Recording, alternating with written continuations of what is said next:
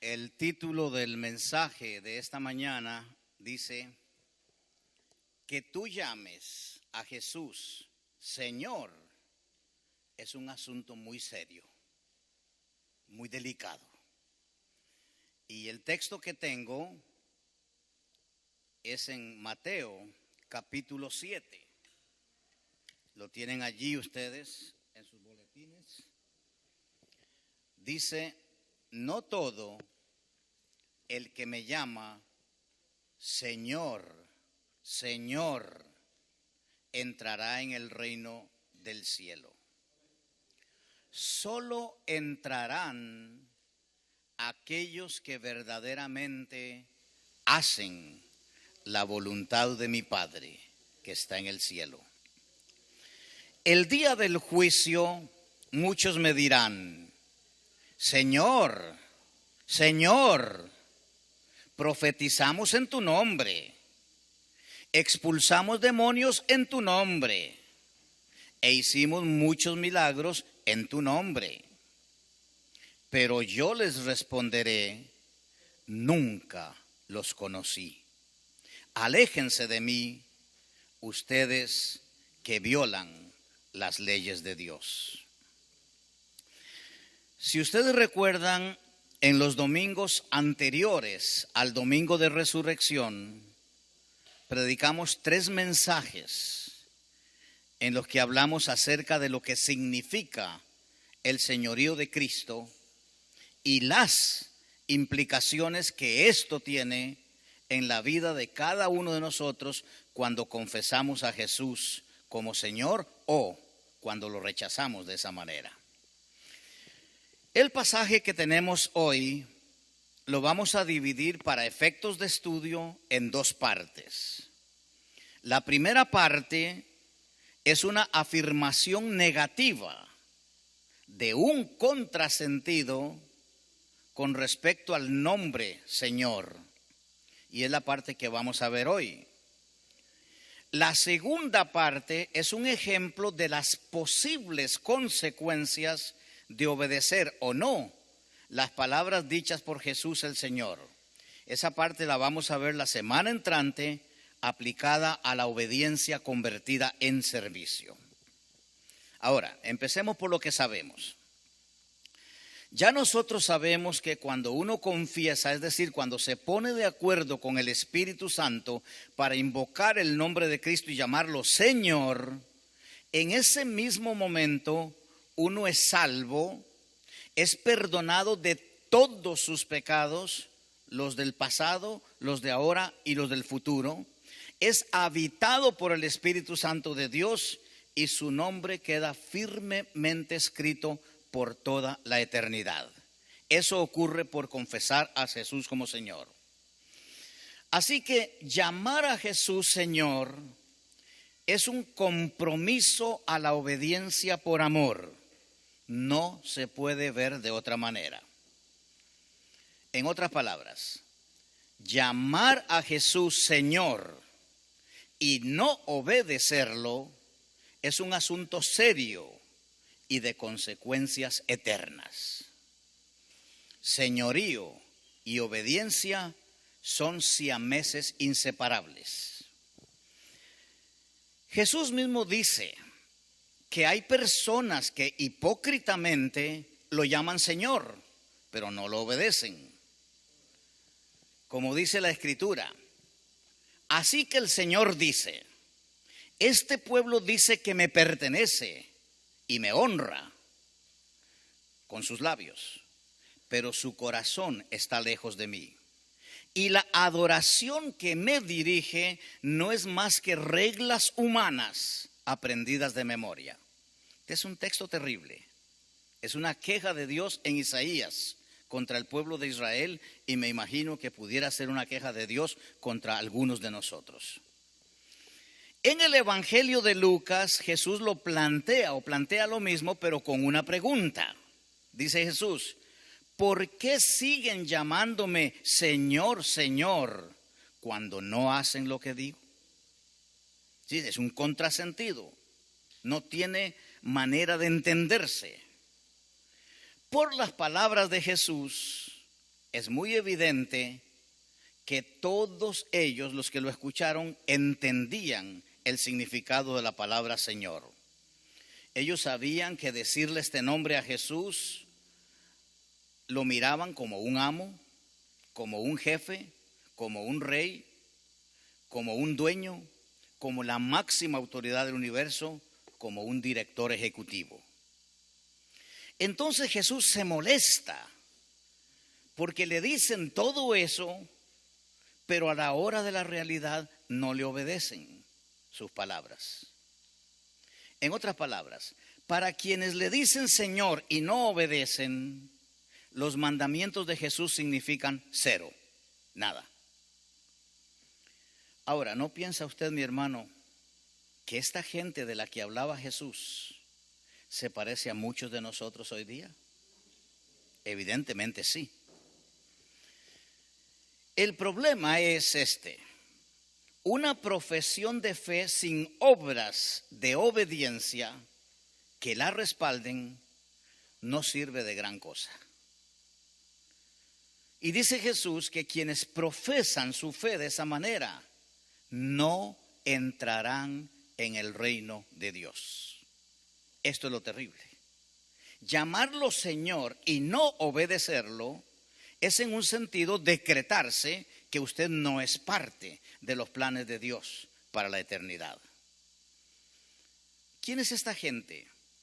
Son personas que no van a poder vivir bajo la esfera de autoridad, bajo la esfera de bendición, bajo la esfera de vida abundante, bajo la esfera de seguridad eterna o bajo la esfera de la presencia de Dios.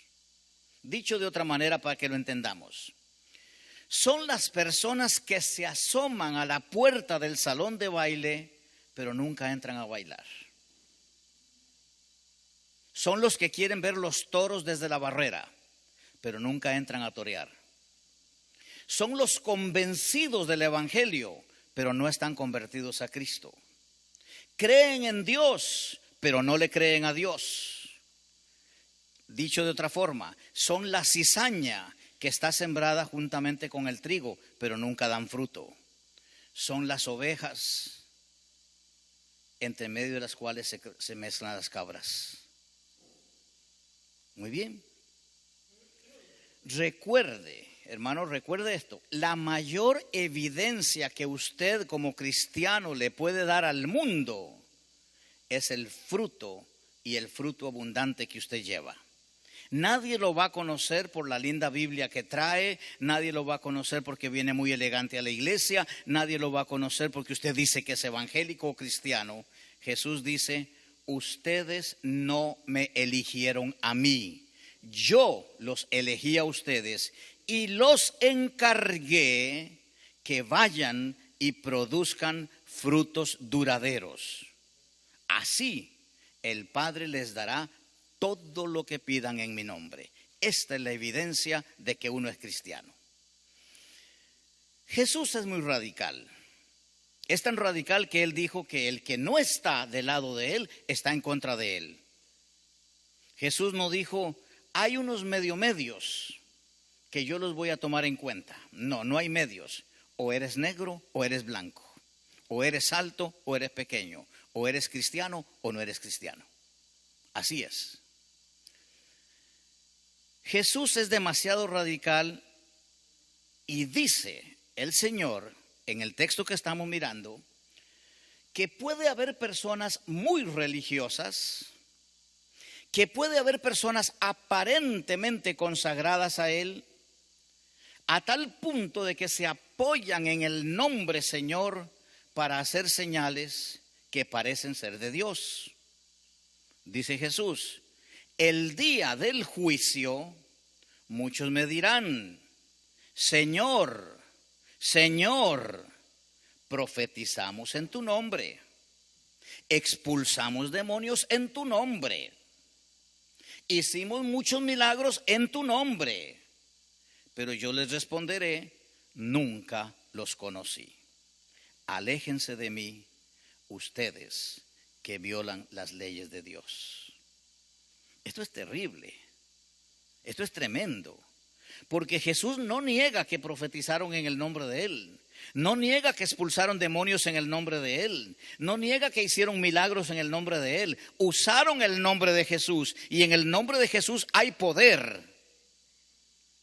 Pero usar el nombre de Jesús con poder no significa que tú eres cristiano. Lo que Jesús está diciendo, a pesar de lo que hicieron, yo no los conozco. No sé quiénes son ustedes. ¿No te has hecho la pregunta alguna vez, Jesús, ¿tú me conoces? ¿O yo te conozco? ¿Somos amigos? ¿Somos cuates? ¿Nos llevamos bien el uno con el otro? Hay que hacerse esa pregunta.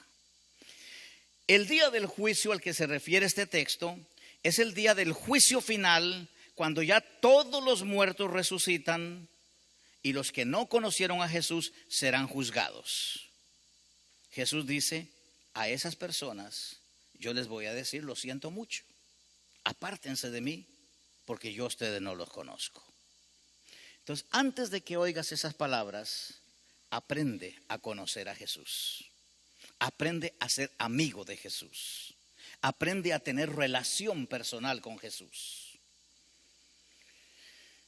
Estas son las personas que van a tratar de justificarse a sí mismas, diciéndole al Señor que aparentemente hicieron cosas buenas.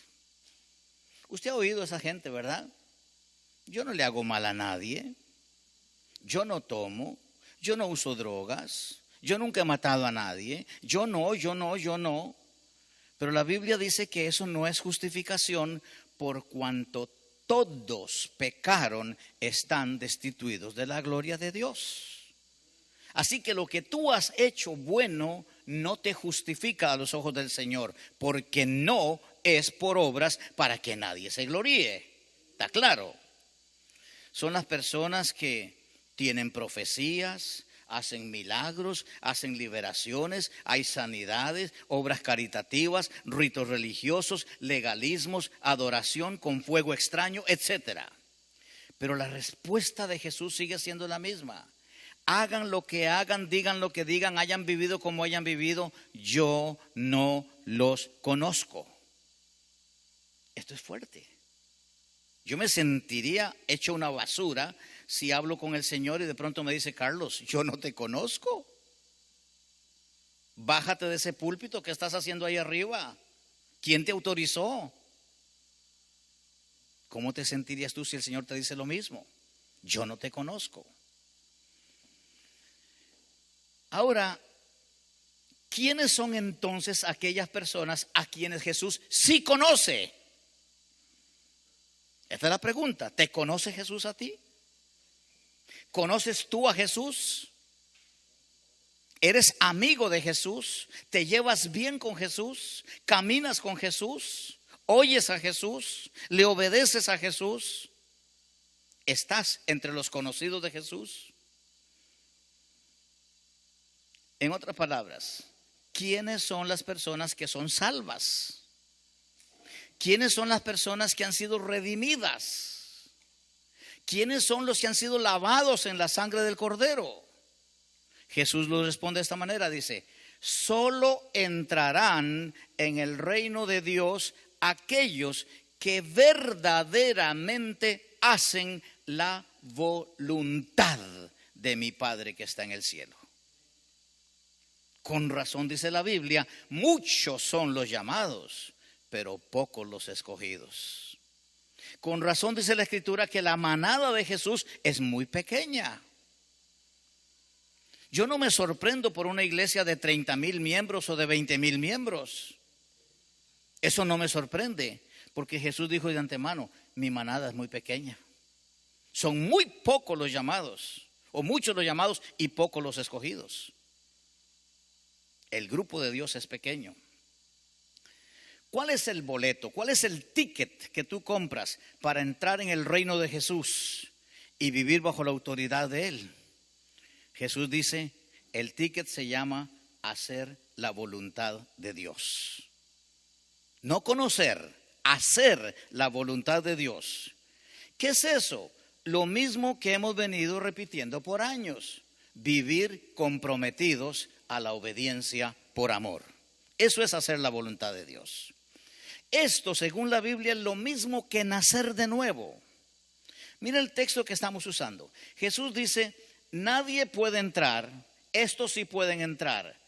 En Juan 3 dice Jesús, para entrar en el reino de Dios hay que nacer de nuevo. Así que los que nacen de nuevo hacen la voluntad de Dios. Es lo mismo. Pero entonces viene una pregunta. ¿Cómo puedes tú conocer la voluntad de Dios? Uno dice, yo lo digo muchas veces, Señor, yo quiero hacer tu voluntad.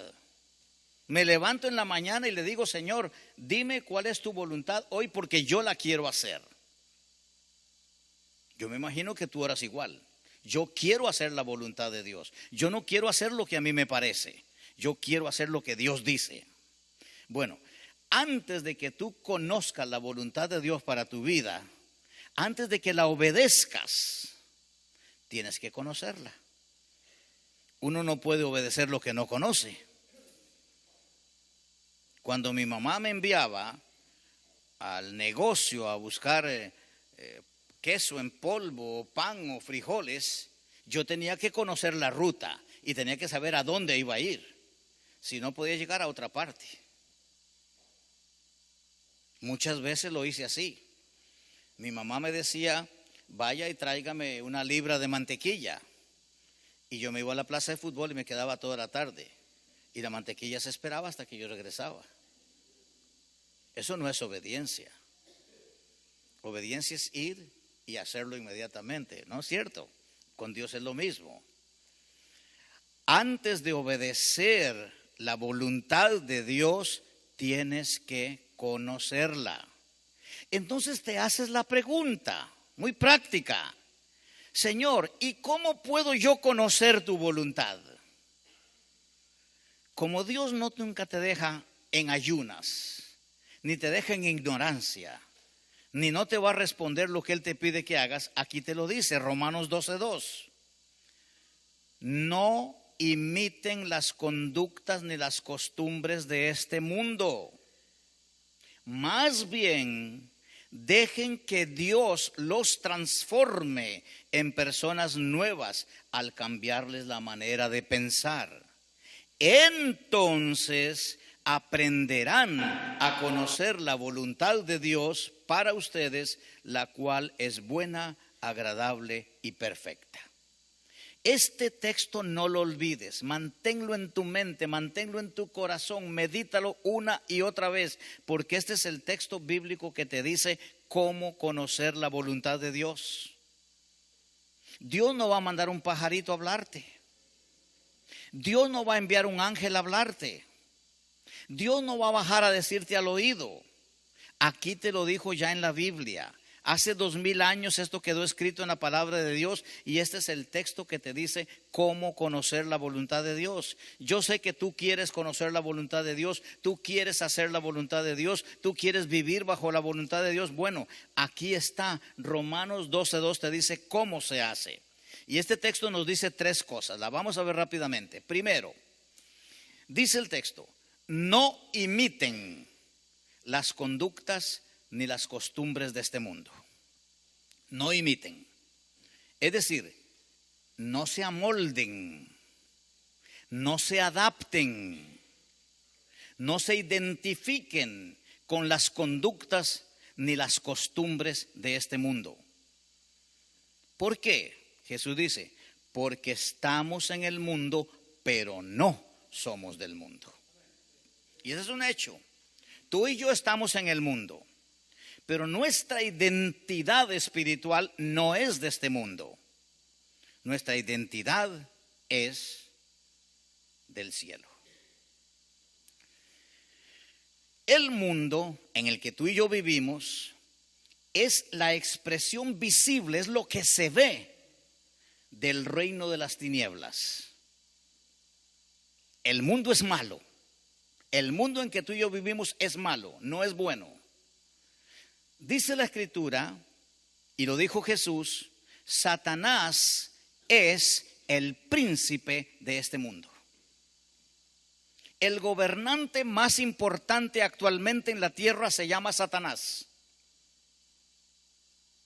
Entonces sale la pregunta, ¿a quién obedeces tú? Porque si imitas las costumbres de este mundo, estás siguiendo a Satanás. Si te rebelas contra las costumbres de este mundo para hacer lo que Dios dice en su palabra, estás siguiendo a Jesús. Otra vez, esto es radical, es blanco y negro, aquí no hay gris, es directo. Las reglas y las costumbres del mundo las establece Satanás. No las Naciones Unidas, ni la Constitución de Estados Unidos, ni la Constitución de tu país. Las reglas las establece Satanás. Ese es el mundo en que vivimos. Pero esas reglas están siempre, siempre cambiando. Esa es la astucia del diablo. Él es el rey del disfraz y la mentira. Por lo tanto, siempre está cambiando todas las cosas para mantenerte engañado. Te voy a dar un ejemplo para que entendamos esto que te estoy diciendo. Hay una frase que en nuestros días está de moda en el mundo. Se usa en las escuelas, se usa en los trabajos, se usa en el gobierno, se usa en las instituciones y hasta he escuchado que se usa en los hogares. La frase dice, debemos ser políticamente correctos. ¿La han oído? En televisión, en todas partes, usted oye esta frase. Hay que ser políticamente correctos en el mundo en que vivimos. ¿Qué quiere decir eso? Eso quiere decir, no te metas con nadie. No contradigas a nadie. No discutas con nadie. No trates de convencer a nadie. Es decir, no hagas olas. Deja las cosas tranquilas. Deja las cosas quietas. En otras palabras, acepta la manera como cada uno quiere vivir. Déjalos vivir como quieren, déjalos hacer como quieren. Respétalos, debe ser tolerante. Todo esto suena inteligentísimo, pero no es de Dios. Dios no dice eso. Dios no está de acuerdo con eso. En otras palabras, los que dicen que tú tienes que ser políticamente correcto te están diciendo, tú, como Caín, no eres guarda de tu hermano. No te debe importar nada lo que pasa con la gente alrededor tuyo. Vive tu vida, enciérrate en tu propia cápsula y olvídate del resto. Déjalos vivir como quieren. ¿Sabe usted quién inventó esa frase? Se van a extrañar. Benito Juárez. Benito Juárez lo dijo de otra manera. El respeto al derecho ajeno es la paz. Don Benito. Él no sabía lo que estaba diciendo. Lo que don Benito estaba diciendo es, no te metas con nadie, sé tolerante, sé políticamente correcto para que vivas en paz. Mire, ¿y cuánto citamos eso en la escuela, verdad? En toda América Latina, en todas las escuelas nos enseñan esa frase. Nosotros no sabíamos quién era don Benito Juárez, pero sabíamos lo que dijo. Ahora ya sabemos que nació en Oaxaca, así como nuestro hermanito Cristóbal. ¿No eran primos ustedes, no? ¿Ah?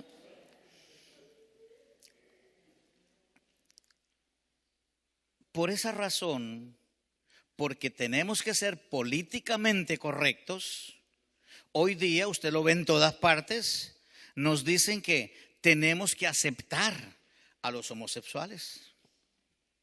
Tenemos que aceptar a las lesbianas. Que los dejemos vivir como ellos quieren, ellos escogieron eso y que no nos metamos con eso. Muy bien. ¿Han oído esa frase que se oye en las iglesias también? Dios aborrece la homosexualidad, pero ama a los homosexuales. ¿Cuántos están de acuerdo con eso? ¿Sí o no? Dios aborrece la homosexualidad, pero ama a los homosexuales. Déjame decirte que eso es mentira. Yo no sé cuál Biblia lees tú. ¿Puedo explicártelo por qué? La Biblia no dice que la homosexualidad va a ir al infierno. La Biblia dice que los homosexuales van a ir al infierno. Entonces, ¿cómo puede decir que Dios los ama si van a ir al infierno? ¿Me estás entendiendo? La Biblia no dice que la borrachera va a ir al infierno. La Biblia dice que los borrachos van a ir al infierno. La Biblia no dice que la prostitución no va a ir al infierno. La Biblia dice que las prostitutas van a ir al infierno. La Biblia no dice que la corrupción no va a ir al infierno. La Biblia dice que los corruptos son los que van a ir al infierno. La Biblia no dice que el adulterio no va a ir al infierno. La Biblia dice que los adúlteros van a ir al infierno. La Biblia no dice que la fornicación, que es el pan diario de nuestros jóvenes en estos días, no van a ir al infierno, sino que los fornicarios van a ir al infierno. La Biblia no dice que Dios ama a los pecadores. Si Dios amara a los pecadores, con todo y sus pecados se los llevaría para el cielo. Lo que Dios espera y lo que Dios dice es que los pecadores tienen el privilegio, tienen la oportunidad de arrepentirse de sus pecados, de volverse a Dios y recibir a Jesús como Señor para que sean salvos. Este es el mensaje de la Biblia. Vuelvo a repetir, es un mensaje radical. Es que nosotros lo hemos hecho muy fácil para quedar bien con la gente. Tenemos un amigo, Marta y yo, lo amamos mucho, es homosexual. Y en estos días que estuvimos en Costa Rica, Marta especialmente estuvo trabajando con él bastante ahí, arreglando unas flores y algunas cosas. Y él se acerca y me dice: Carlos, ¿tú crees que siendo yo homosexual voy a ir al cielo? Es mi amigo. ¿Qué quieres? ¿Que le sobe la espalda y que le diga: no, fulanito, tú no vas a ir al infierno, tú vas a ir al cielo, Dios te acepta así como eres? No, se lo dije clarito. No, lo siento mucho. Si tú no te arrepientes y no te entregas a Jesucristo y lo reconoces como Señor y cambias tu estilo de vida, tú te vas a ir al infierno. Ay, qué grosero, me dice. Bueno, qué grosera la Biblia, qué grosero Dios. Pero es lo que dice la palabra del Señor. Entonces nosotros no vendemos nuestros principios, no vendemos nuestras convicciones. No se trata de sobar la espalda de nadie. Se trata de predicar la palabra del Señor tal y como está escrita. Mire, la Biblia dice claramente que tú, como cristiano, no te puedes asociar con los estilos de vida del mundo. No puedes. ¿Por qué? Porque la amistad con el mundo es enemistad contra Dios. Tú decides. O eres amigo de Dios o eres enemigo de Dios. Vuelvo otra vez. No hay términos medios. No los hay. Dios es radical. Y especialmente ustedes, padres y madres. Benditas sean las madres, porque hoy es un día especial para ellas.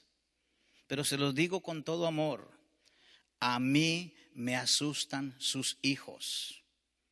La mayoría de los muchachos están enganchados con el mundo. Aman el mundo, aman las cosas del mundo, piensan como el mundo, viven como el mundo, suspiran con el mundo y rechazan la fe de ustedes. Algunos de ustedes se los han dicho personalmente a sus hijos: rechazo tu fe, rechazo tu manera de creer, no quiero creer como tú quieres, porque se han enamorado del mundo. Yo me pregunto, ¿no será que ustedes, padres, hacen lo que dice Jesús? Señor, Señor, y no hacen lo que Él dice. ¿No será eso? En segundo lugar, ¿cómo conocemos la voluntad de Dios? ¿Qué hacemos? Dice el Señor: permitan que Dios los transforme en personas nuevas al cambiarles la manera de pensar. Permitan que Dios los transforme en personas nuevas al cambiarles la manera de pensar. La palabra transformar, allí en ese texto, quiere decir, o se dice en español, metamorfosis. Igual se dice en griego. que es un cambio de forma, un cambio gradual de forma. Marta y yo estuvimos en un mariposario, en un lugar donde crían mariposas, esas mariposas de color azul muy lindas. Y era impresionante moverte allí y las mariposas se te paran en la cabeza, se te paran en los hombros, se te paran en las manos. Bellísimo. Pero lo más impresionante es ver hojas con cúmulos de huevitos casi microscópicos, que luego se transforman en orugas, en gusanitos. Y luego los gusanos hacen una crisálida y se quedan un tiempo allí colgando, hasta que un día se abre la crisálida y sale la mariposa. Dios dice de tu vida exactamente lo mismo. Cuando naces de nuevo eres un bebito pequeñito en Cristo. No tienes toda la experiencia que necesitas para ser cristiano. Pero poco a poco dejas de arrastrarte como gusano para empezar a hacer una crisálida en la que tu vida se cambia y finalmente vuelas como los hijos de Dios vuelan. Es una transformación, es un cambio lo que Dios quiere hacer en tu vida. Entonces dice la Escritura, para que Dios te transforme, tienes que humillarte bajo la poderosa mano de Dios. Eso dice Pedro. Humillaos pues bajo la poderosa mano de Dios. ¿Para qué? Para que Él los exalte cuando sea tiempo. Los tiempos son de Dios, no de nosotros. No lo vas a hacer en tu tiempo, va a pasar en el tiempo de Dios, pero tú tienes que permitirle a Dios que haga la transformación. Tienes que ser barro suave en las manos del Señor para que Él te moldee como la Escritura dice. ¿Cómo lo va a hacer Dios? Por medio del Espíritu Santo. Esa es la obra del Espíritu Santo aquí en la tierra. Eso es lo que Él está haciendo en medio de nosotros, cambiando nuestra vida, cambiando nuestra manera de pensar. Es lo que está diciendo. ¿Cómo se hace esa transformación? Muy fácil, cambiando tu manera de pensar. ¿Por qué? Porque dice Proverbios, uno es lo que uno piensa. ¿Te das cuenta? Uno no es lo que uno siente. Uno no es lo que uno quiere ser. Uno es lo que uno piensa. Así como piensas, eres. Si tu mente está saturada siempre de este o aquel otro pensamiento, eso eres tú. No lo puedes cambiar, no lo puedes disimular, no puedes engañar a nadie. Eso eres tú. Ahora, tú has venido pensando como Satanás piensa, como el mundo piensa. Y Satanás tiene un sistema de propaganda impresionante. Es un sistema de información y de formación muy sutil, difícil de ver. Por ejemplo, la televisión. Dígame honestamente, ¿cuántos de ustedes son 100% edificados con la televisión? Anoche Marta y yo estábamos viendo noticias y apagamos inmediatamente el televisor. Crímenes, asesinatos, rebeliones, agarraron cuántas toneladas de cocaína en un otro lado. Todos son desgracias y problemas. Yo no quiero oír las desgracias del mundo. Prefiero oír las buenas noticias de Dios en la Biblia. Analicen las novelas. ¿Qué son las novelas? Intrigas, pleitos, mentiras, engaños, traiciones. Y cuando yo veo las novelas, especialmente las mexicanas, mire, yo no veo, y lo digo con amor y respeto, no veo a ningún indito en las novelas. Puras rubias, guapísimas, unos cuerpazos terribles. Hasta la empleada de la casa es una muñeca. ¿No ese es un engaño? ¿No ese es una mentira? Entonces, ¿qué hacen las señoras? Todas quieren parecerse a la muchacha de la novela. Mira el viejo con el que yo me casé, tan guapo el de la novela. Satanás tiene un sistema tremendo de engaño y caemos en sus trampas. Pero no solo la televisión, los medios de comunicación en general. En las escuelas engañan a nuestros hijos. No. Tú no eres hombre, tú no eres mujer. Tú puedes ser lo que tú quieras. No, tú no tienes que ir al baño de los hombres. Si quieres puedes ir al baño de las mujeres. ¿Sí o no? Eso está pasando. Ayer Marta y yo estábamos en la tienda Target, y había mucha gente entrando al baño. Y había un hombre con una niñita como de 3 años. Y la niñita quería ir al baño.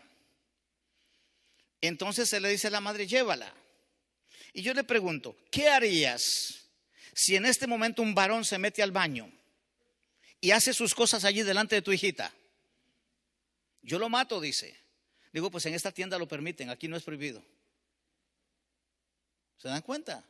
Ese es el mundo en que usted y yo vivimos. Este es el sistema de propaganda de Satanás. Pero como somos políticamente correctos, no reclamamos nada, no decimos nada. Y los cristianos nos quedamos callados. Ese es el problema que estamos viviendo ahora. La electrónica, cómo engaña a nuestros hijos. Me dice mi hijo Juan Pablo, papá, tengo un problema con mi hijo tal y tal. No está estudiando bien, no está haciendo buen trabajo en la escuela. ¿Qué está pasando? No, pues la mamá le compró una consola para que juegue y se pasa todo el día frente al televisor jugando. Dice, ahora tengo que llevarlo al oculista porque hasta la vista tiene mala. Otro engaño, otra mentira. Juegos que no son realidad. Cocodrilos que vuelan. Serpientes que caminan. Y los muchachos creen que todo eso es una realidad. Viven engañados. Así que dice la Escritura, todas estas personas son capaces de influir tu mente, de hacerte pensar como el diablo piensa. Por eso dice Dios, no se asocien íntimamente en un yugo disparejo con los que son incrédulos. No dice que no les hables. No dice que no los evangelices, no dice que no trabajes con ellos, dice no hagas sociedades íntimas con ellos, como por ejemplo el noviazgo. ¿Sí o no? Pero ¿qué importa que mi chiquita tenga un novio inconverso si es un muchacho tan bueno? Sí, cuando te la mande con una pancita vas a ver si sigues creyendo que es bueno. No lo permitas. Prohíbelo. Prohíbelo. Marta se arriesgó. Marta pecó contra Dios cuando me aceptó a mí como novio.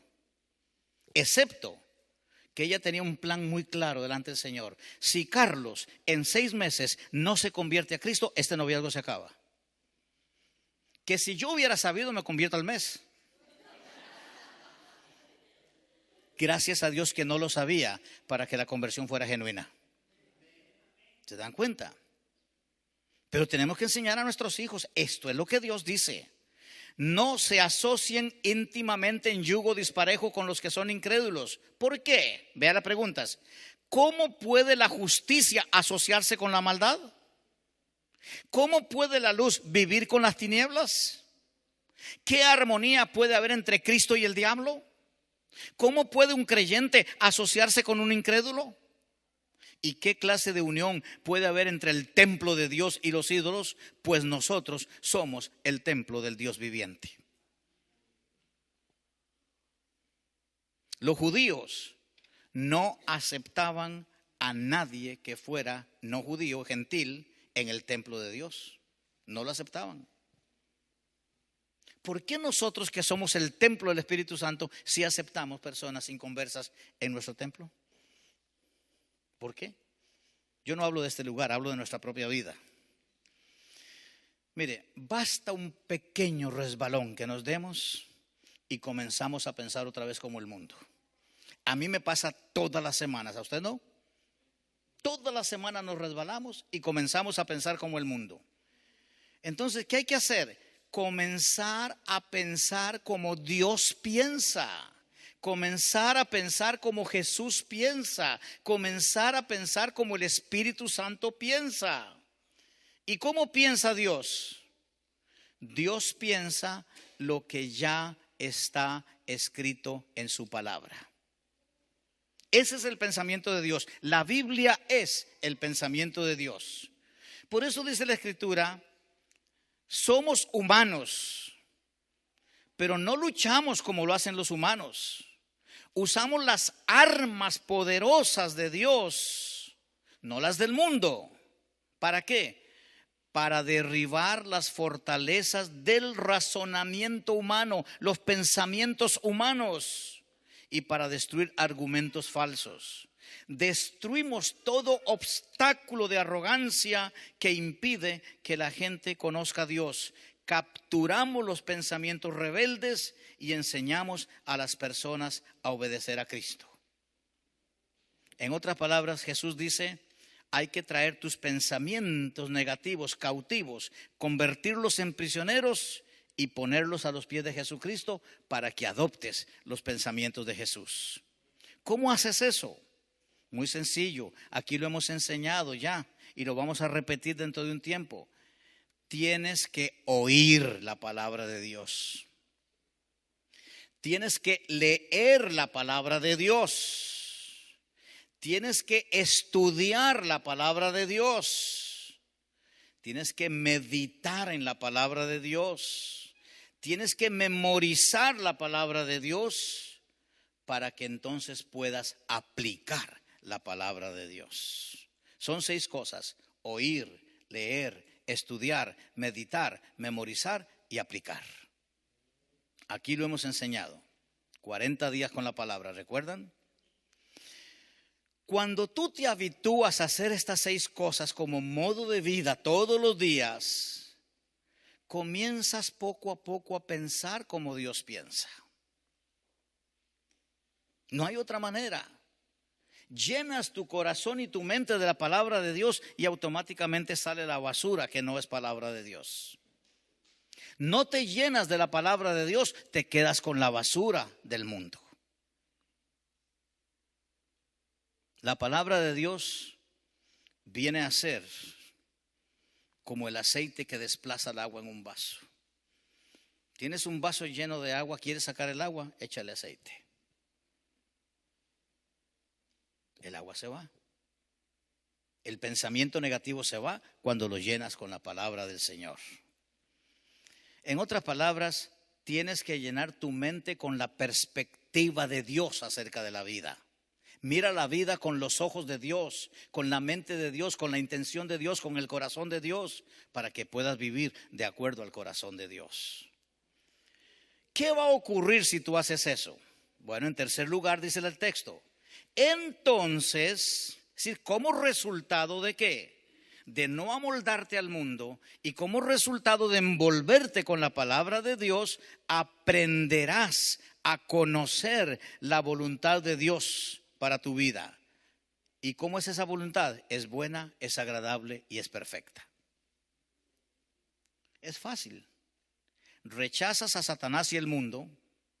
Comienzas a envolverte diariamente en la palabra del Señor, la haces parte de tu mente y entonces Dios te abre el pensamiento para que pienses como Él piensa y te da luz para que comprendas su voluntad. Ahí están los 3 pasos sencillos, simples. ¿Por qué te complicas tanto la vida? ¿Por qué se te hace tan difícil ser cristiano? ¿Por qué cada domingo o cada vez que oras dices: Señor, otra vez lo mismo? Vengo a confesarte el mismo pecado, vengo con el mismo problema. Señor, de aquí no puedo pasar, de aquí no puedo salir. No puedes salir porque no haces estas 3 cosas. Rechaza a Satanás y al mundo. Envuélvete diariamente en la palabra de Dios. Comienza a pensar como Dios piensa para que puedas comprender la voluntad de Dios. Es una fórmula, es una fórmula. De ahí en adelante es muy sencillo, porque ahora vas a tener una actitud previa para obedecer a Dios. ¿Y cómo obedeces a Dios? Mira, que no lo vas a obedecer ni siquiera porque tú quieres obedecerlo. Mira lo que dice la Biblia: porque Dios es el que produce en vosotros tanto el querer como el hacer para cumplir su buena ¿qué? Voluntad. Imagínate. La fórmula está dada. No es que tú dices: Señor, lo tengo que hacer, lo tengo que lograr, yo lo voy a hacer, Señor, mira que lo voy a hacer, Padre, me tiro de rodillas, beso el piso, lo que sea. No, Dios dice: no te pongas a hacer esas cosas. Déjame a mí producir en tu corazón tanto el querer como el hacer por mi buena voluntad. Así conoces mi voluntad. Entonces, ¿qué está diciendo el Señor? Solo entran, volvemos al principio del texto, solo entran en la dimensión espiritual de su reino, ¿quiénes? Los que hacen la voluntad del Padre. Qué duro te la estoy poniendo, ¿verdad? Seguro me dices, ¿para qué vengo? Para que te conviertas, para que te entregues a Cristo, para que decidas hacer la voluntad de Dios. Ahora, esas personas son las que pueden llamar a Jesús Señor, sin miedo a ser vomitados de la boca del Señor. Porque el Señor lo dice claramente. Por cuanto ni eres tibio, o frío ni caliente, y te has puesto tibio, te vomitaré de mi boca. Se me dice, este no es un mensaje para el Día de la Madre, no. Es un mensaje para el corazón de todos nosotros. Vuelvo al texto. No todo el que me llama Señor, Señor, entrará en el reino del cielo. Solo entrarán aquellos que verdaderamente hacen la voluntad de mi Padre que está en el cielo. En el día del juicio muchos me dirán, Señor, Señor, profetizamos en tu nombre, expulsamos demonios en tu nombre e hicimos muchos milagros en tu nombre. Pero yo les responderé, nunca los conocí, aléjense de mí ustedes que violan las leyes de Dios. Mira, yo quisiera, pero no puedo, tomar decisiones en tu lugar. Yo solo puedo tomar decisiones por mi propia vida. Ni por las de Marta puedo, ni por mis hijos puedo. ¿Cómo quisiera yo decir, Señor, de hoy en adelante todos mis nietos son salvos? Yo no puedo hacer eso. Cada uno de ellos tendrá que tomar sus propias decisiones. Ahora, es bueno que tú invoques el nombre del Señor y lo llames Señor, Señor. Eso es excelente. Lo que no es bueno es que lo llames Señor y sigas haciendo con tu vida lo que tú quieres. Ese es el peligro, ese es el problema y eso trae consecuencias eternas. Por otro lado, si tú llamas a Jesús Señor, Señor, y te dejas transformar por el Espíritu Santo, cambias tu manera de pensar y haces la voluntad de Dios, entonces va a ser muy fácil la vida para ti, porque Jesús dice, mis mandamientos no son difíciles de cumplir, no son gravosos. Los mandamientos no son difíciles. Eso dice Jesús. De acuerdo a lo que hemos hablado, ¿a cuál reino perteneces tú? ¿En cuál reino estás? Honestamente. Yo no te estoy preguntando en cuál quisieras estar. Todos queremos estar en el reino de la luz, ¿no es cierto? Todos queremos estar allí. No, la pregunta es, ¿en cuál estás? Honestamente. ¿Eres un hijo, una hija de Dios? ¿O no? ¿Cómo lo sabes? ¿Por lo que haces? ¿Por los frutos que da tu vida? Si haces lo que tú quieres, no eres. Ay, pastor, pero tan exagerado que es usted. Agradezca que los domingos venimos aquí a la iglesia. Claro que yo lo agradezco. Claro que lo agradezco. Pero no se trata de eso. Se trata de cómo vives en tu casa, en tu trabajo, en tu escuela, en la calle. ¿Qué haces cuando manejas? ¿Qué dices cuando conversas? ¿Cómo bendices la vida de otras personas? De eso se trata. La pregunta es así: ¿eres tú una persona nacida de nuevo, comprometida a la obediencia por amor? Si lo eres, formas parte del reino de Dios.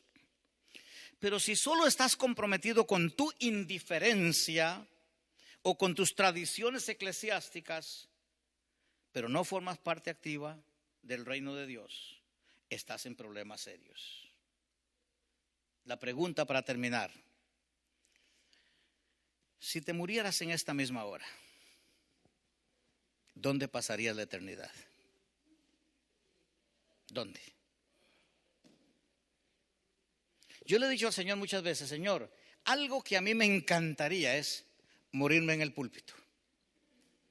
Cuando ustedes ven, ¡pum!, el batacazo y se fue el pastor. Yo no tengo problema de eso. Yo sé a dónde voy. Yo sé con quién voy. Yo sé quién es mi Señor. La pregunta es contigo. Si en este momento caes acá y se te corre la silla y te vas al suelo y ya no respiras más, ¿dónde vas a pasar la eternidad? Pregunta: ¿es Jesús el Señor, el amo, el jefe, el dueño, el rey, el soberano, la máxima autoridad, el director ejecutivo de tu vida? Si tú puedes decir sí es, porque yo hago la voluntad de Dios, te veo en el cielo. Si no, lo siento mucho, porque yo no voy a ir al infierno, allá no te puedo ver. Que Dios te bendiga y te dé gracias para tomar una decisión. Padre bueno, tu palabra es muy clara, no hay donde equivocarse con ella. Es muy simple, es muy sencilla. Tú no escribiste la Biblia para complicarnos la vida ni para hacernos el entendimiento incómodo. Tú la escribiste para que nosotros pudiéramos entender el propósito eterno para nosotros. Danos la gracia, Señor, de revisarnos a nosotros mismos, examinarnos, como dice tu palabra, y conocer realmente si somos hijos tuyos o no somos hijos tuyos. La Biblia dice que el Espíritu Santo le da testimonio a nuestro espíritu de que somos hijos de Dios. Queremos oír esa voz del Espíritu Santo afirmándonos quiénes somos esta mañana. Gracias, Padre. Gracias porque tú lo permites de esa forma. Por Jesucristo. Amén.